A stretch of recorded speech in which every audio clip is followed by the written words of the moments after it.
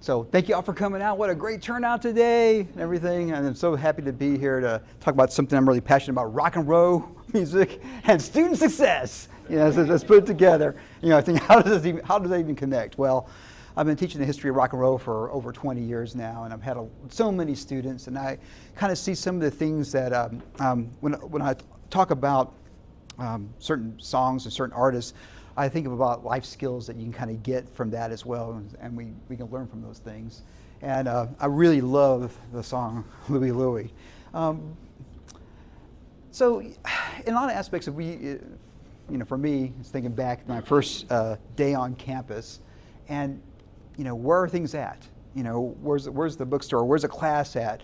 How do you do this? How do you find the cafeteria? How do you deal with a roommate and whatnot like that? And in a lot of ways, you get there and you have to improvise. In some ways, you have to you miss a turn and you basically ask for help. And in a lot of ways, you just like in music, you just keep on playing. You don't stop. You keep on going no matter what's. And I think these garage band style bands have that visceral aspect about it. I had a quote a little earlier there from Tom Petty that said rock and roll wasn't supposed to be that good.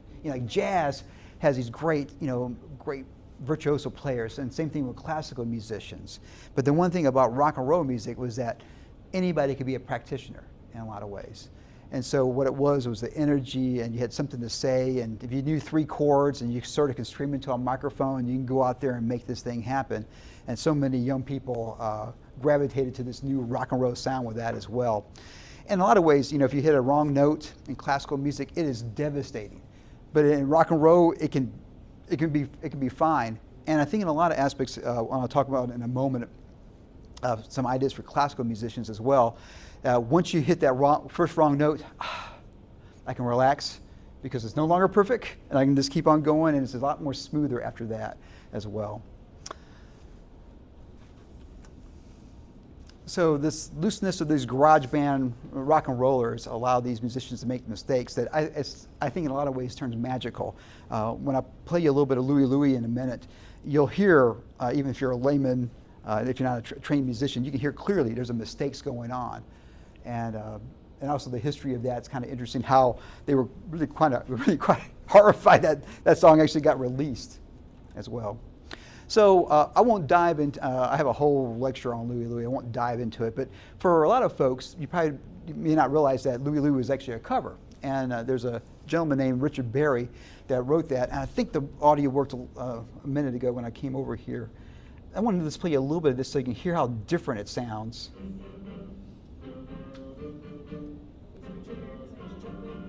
No relation. So this is 1957.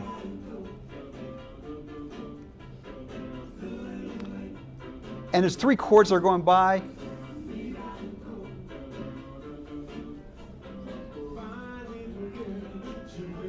And here I enunciated, you can understand the lyrics.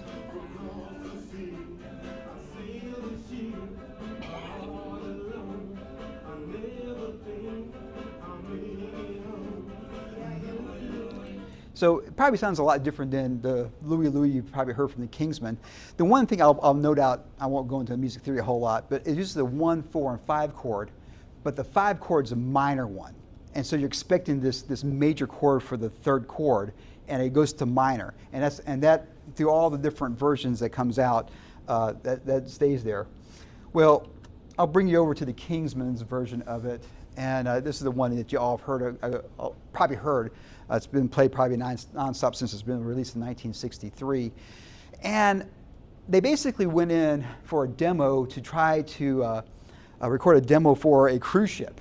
And they basically had $36 for 1 hour to record these songs. And the way it was set up, the microphone was kind of like that up here. And basically, you have to lean up. That's not good vocal technique to do that. And I think he didn't know the singer didn't really know the lyrics that well. This was something they covered for a while, and he thought, well, we'll put it on here as one of the ones. And right off the bat, you can hear all these mistakes going on. So I actually got a whole. I'll just show you pictures of the band there, and I love those pictures from the 60s there. But check this out. They actually played here at SFA And you can see some of the signatures there. So it was, what was it, $2? Yeah, $2. One was $2.50 was the premium one. And so by today's standards, like $25, which, that's pretty cheap concert by today's standards. That's not too much. But I thought that was really fascinating that they played in Shelton's gym, SFA State College. So I thought that was a nice little connection to SFA at the time there. And there's so many mistakes in this recording. So let me just play you a couple of them. One last one. Here's that studio they recorded in. And I just love the old technology they had back then. But I won't play through all of these, but I'll play through a couple of them. At the very beginning, you hear this organ drop a note. Hear that bleep? The bleep there. And then here's that vamp that I talked about, that 1/4 and the minor 5. It's almost an ostinato, which means it's a repeating pattern. It's just over and over and over again. I've been learning drums for the last year, and it has the same drum fill.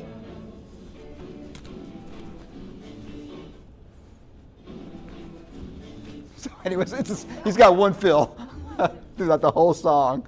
I thought this was kind of cool, the way he pronounces baby.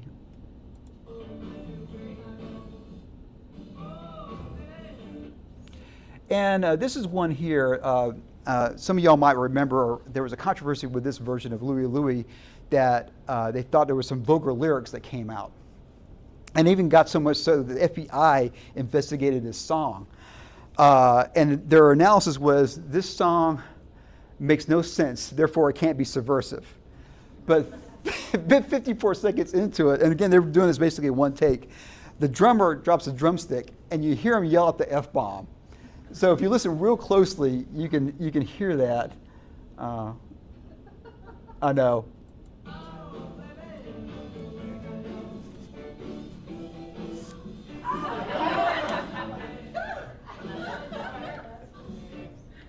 No, so I think y'all heard it. I'll do it one more time.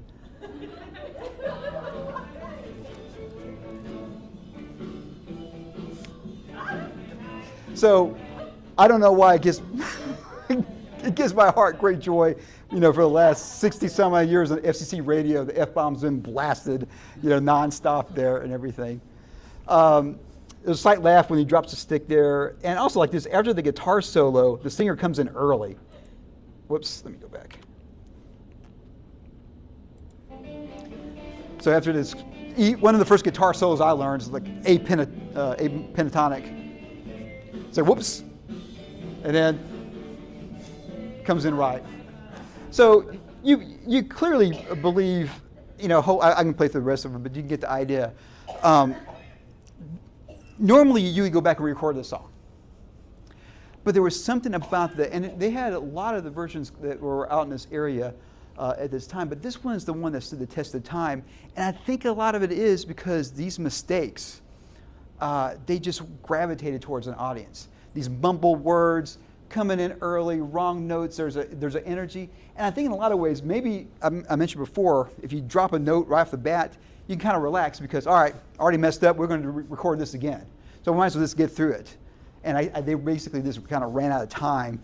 And like I mentioned before, when they actually released that as a single, they thought, what are you doing? This is full of mistakes.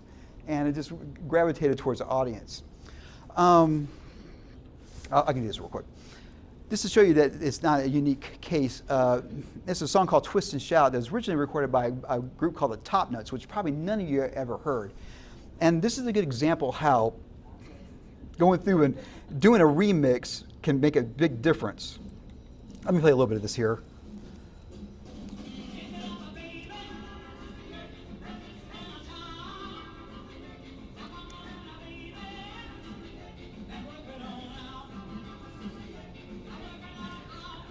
So it's not horrible, but is it good? Is it rememberable?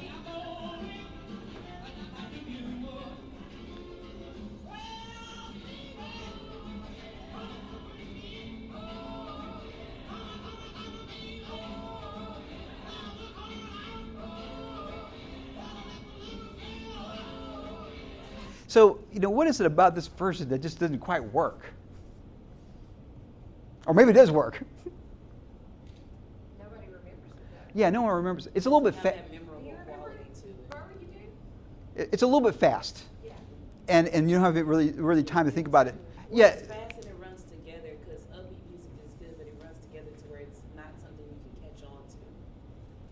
So it's a song that they really believed in and thought, well, let's go back and we'll go and remix it or produce it differently. And whenever I talk to young people, they talk about being a producer. This is a good example of someone producing a song another way, and it turns out to be a lot more. Come on, go on. There we go. So this version here with the Isley Brothers, it's a little bit slower, a little bit more relaxed. The call and response. We should have a dance party.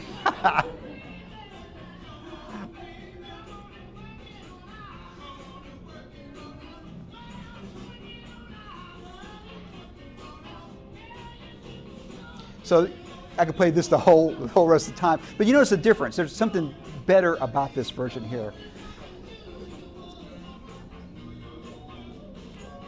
And just like for our students, maybe their first paper isn't good or their first test isn't good. Come back, reproduce it, it'll be better. And then a little group across the pond heard it. There was a documentary on John Lennon's jukebox, and this is basically a Spotify playlist or an iPod. And somehow he had this jukebox and he put it out to the side, and they found it years later. But look what's on it. Twist and Shout by the Isley Brothers.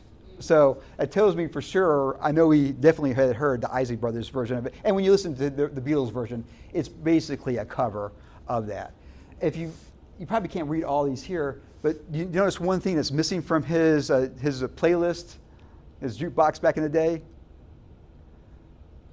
There's no Beatles records, right? So he's not listening to himself. He's listening to other artists.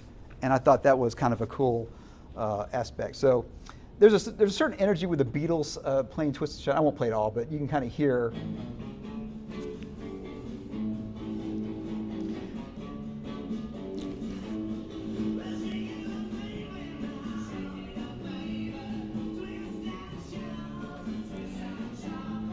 And they had that electricity from that early Beatles there.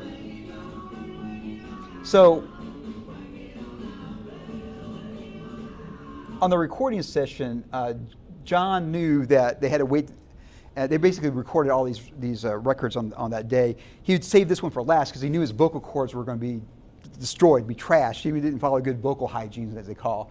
And so they recorded it twice. They couldn't use the second one because his vocal cords were already just tore apart. And you kind of hear it here on the little ah part. Let me see if I think I almost got it there.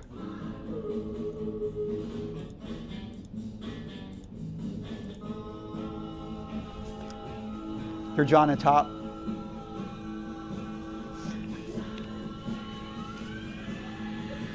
And his vocals are gone now. Here his voice is kind of like this. Yeah. So. And when you saw him play when the Beatles came over and they were doing all these 2 or 3 shows a day, you'd see him hold back on the live recordings because he knows I got to sing this again in 20 minutes, so I can't destroy my vocal cords right now. But I think that's another good example there that energy you have as well. So in a lot of aspects, when you think about this as a metaphor connected to our students, the idea of being successful sometimes doesn't happen right away. And I think in a lot of ways in higher education, I think it is in academia in general, that we don't value mistakes. You know, you did bad. I think in other aspects in our life that if you get a 50 on something, that's pretty good. You know, if you can fix a car 50% better, great. That's awesome. Or speak a foreign language, or cook better. But here, it's an F. And I always thought that numbering system wasn't a really good, accurate way for us to measure students and whatnot. And so I'll just kind of briefly talk about some of the ideas for classical musicians because, I'm fighting the clock a little bit. the idea for a lot of these classical musicians that spend their lifetime reading music and hoping not to make a mistake. And whenever you see a great classical performance and it's flawless, that was hours and hours of just rehearsing that piece there, not counting all the thousands of hours to get to the point to be able to play that piece as well. However, I find a lot of times that if you're able to slam a note, play a wrong note, and you hang in there and you just keep on going, there's something that's relaxful about that. One of the biggest things is not to stop when you play music. You got to just keep on going. And so the idea of taking chances, I think, is another aspect. Sometimes I think in classical music, folks don't take as big of a chances. Yes? I like what you said about embracing, like how you say embrace mistakes, and that's not really done as encouraged as much, I'll say, in education. As a former math teacher, what we used to say, math was an acronym for mistakes allow thinking to happen, right? Because when you make a mistake, especially in something as strategic as math, it makes you have to go back and think about what misstep I did. But the same is true in life too, to where if you make a mistake, it should cause you to go back and reevaluate so that it just propels you even further forward. Absolutely. I mean, and if we were to embrace them, that's what would happen.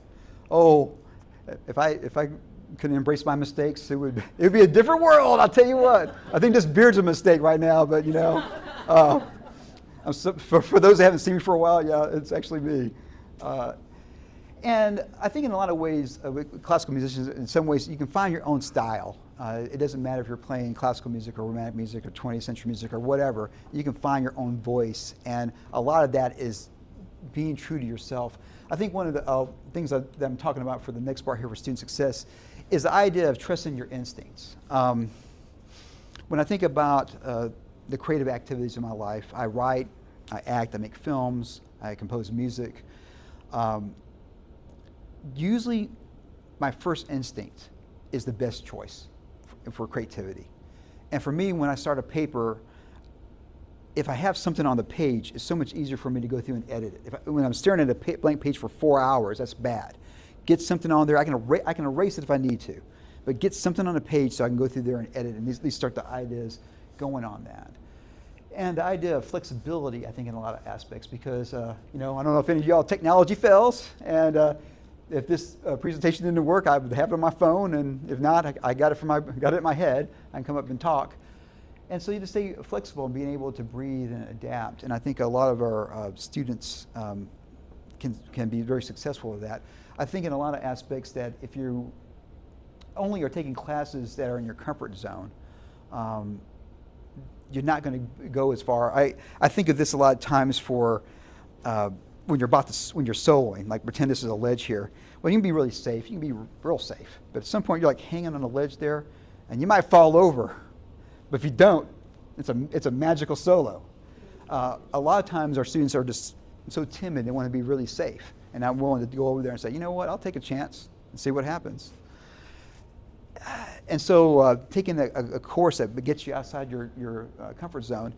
Throughout my career as a teacher, I would take classes that I didn't have any background. One was a jewelry making class. So I learned how to make rings. I'm not there beating metal and doing a bunch of stuff I've never done in my life. I'm like, wow. But it helps me have empathy for students that maybe don't understand the subjects that I teach. Maybe they can't listen the same way, and realizing that we're not all perfect on every aspect of things. And I think that's a really big part of that as well. So you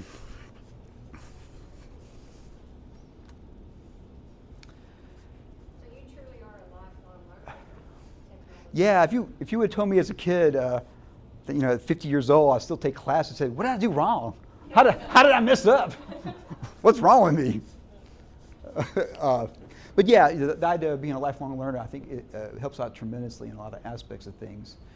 I think the idea of synthesizing your ideas into a language that resonates with you, and I think a lot of what, going back to the Kingsmen, they knew they weren't the greatest musicians, but going out there and recording, and I would love to talk to them and ask, how did you feel when that song just resonated and it was played everywhere?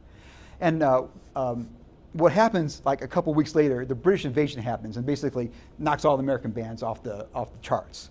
So if they would have came, and that's another thing I talked about with students as well, you got these magic windows, like a month earlier, a month later, it doesn't happen. So if that song would have came out 3 months later, it probably would have got lost in the noise of the British invasion with the Beatles and whatnot. And so it's really, I think, kind of interesting in that way. A couple more slides, yeah, because we're almost at time. The idea of normalizing mistakes as evidence of learning and not as a limit. And the idea of failing a quiz, and you might think, well, you know what, this is something now I'm learning. I now know how the teacher writes the questions. And I think the idea of also, not that I'm saying not to strive for A's, I'm not saying that. But sometimes you might think, you know, if you earn a B or earn a C, and that was the best you did, and that, it's not bad. That's a major success. I think today, though, for a lot of folks, they feel it's a big failure for that as well. So the idea of, I like this here, the idea of asking some questions and being engaged and whatnot. The idea of putting a cover band, find a group.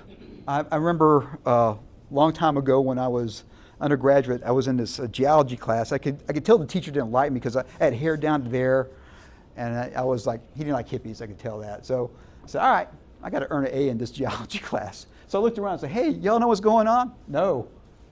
Let's get together and figure this thing out. And so I was drawing, this is before the internet, I was drawing pictures of rocks. I was like looking at rocks and drawing pictures of rocks with this group. And the teacher actually saw that and got us a tutor because he saw how engaged we were. And all of us that were in that group earned A's in the lab and also in the class. And so that was one thing I think that I felt as well, that, you know what, I'm going to earn in this class because I can tell you don't like me. So, yeah, so anyways, there's other aspects as well.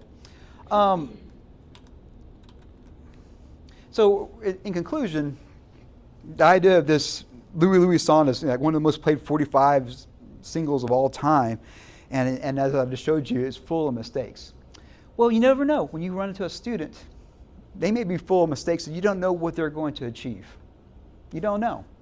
One of the great things about higher education, this is a time for you to come in as a young person, 18 years old, or if you're a non-traditional student, and 4 years later, 5 or 6, however long it takes you to graduate, you've grown, and you learn how to take mistakes and turn them into positive aspects as well. And these magic mistakes, I think, in a lot of ways, helps us in our life and humanity, in and outside our classrooms as well. So, thank you so much in a lot of ways. It took this flawed recording of Louie Louie to this timeless piece, and in a lot of ways we can leverage this for our student success, and thinking how we can help give these transformative experiences for our students and whatnot like that. And here's a lot of the pioneers of rock and roll, and you know, some of them made mistakes, recorded wise, and you know, they just kept on going. And all these great music that we have today, and these pioneers are the ones that our kids are listening to, these pioneers that were influenced from rock and roll music back in the 50s and whatnot as well. So thank you all so much. I really do appreciate y'all coming out today. I think we're at time for lunch right now, so if you have any questions, you can come up and say hi to me, and I'm happy to answer anything. So thank you all so much for coming out here with me to talk today.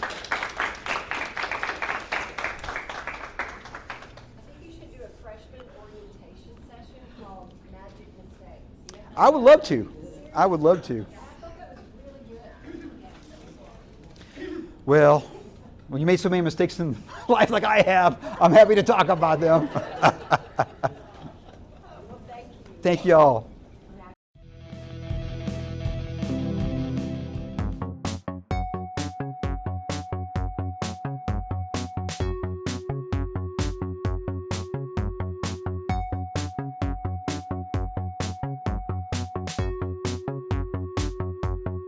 So you just do it. It's like that.